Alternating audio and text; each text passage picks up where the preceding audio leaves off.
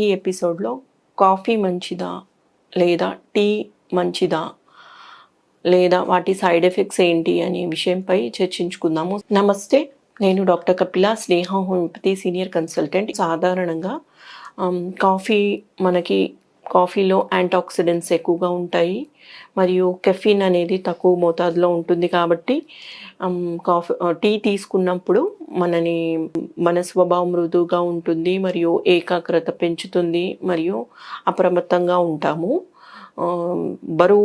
బరువు అనేది ఎక్కువగా ఉండదు మరియు మనము అతిగా ఎక్కువగా తీసుకున్నట్లయితే గ్యాస్ట్రిక్ కంప్లైంట్స్, నిద్రలేమి సమస్యలు అలాంటివి ఎక్కువ చూస్తుంటాము. పరిమిత పోర్షన్స్ తీసుకున్నట్లయితే, అంటే సమయం కూడా ఇంపార్టెంటే.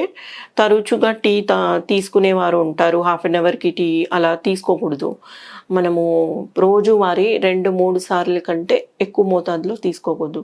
ఆఫీస్లో ఉన్నా కానీ ఎవరైనా ఫిజికల్ వర్క్ చేస్తున్న వారికి కూడా ఎక్కువ తీసుకున్నట్లయితే నిద్ర పట్టదు, గ్యాస్ట్రిక్ కంప్లైంట్స్ వస్తాయి, గుండె దడగా ఉంటుంది, గుండె ఇష్యూస్ వస్తుంటాయి. సో పరిమితంగా తీసుకునడం మంచిది. కాఫీ తీసుకున్నట్లయితే మనకి కాఫీ అనేది అప్రమత్తంగా, అలర్ట్గా ఉంటుంది, ఫోకస్ అనేది పెరుగుతుంది. కాన్సన్ట్రేషన్ పెరగడం వల్ల మనకి అలర్ట్నెస్, ఇంటెలెక్ట్ పెరుగుతుంది. దాంతోపాటు మనము కాఫీ వల్ల మనకి ఎనర్జైజ్ ఎక్కువ అవుతుంది. ఫిజికల్ వర్క్ ఉన్నవారు తీసుకోవచ్చు. కాకపోతే మనకి పరిమిత పోర్షన్లో తీసుకున్నట్లయితే అతి మంచిది. అంటే రోజువారీ ఒకసారి కానీ 2 సార్లు కానీ తీసుకోవచ్చు. ఎక్కువ మోతాదులో తీసుకున్నట్లయితే న్యూరలాజికల్ ఇష్యూస్ రావడం ఉంటుంది.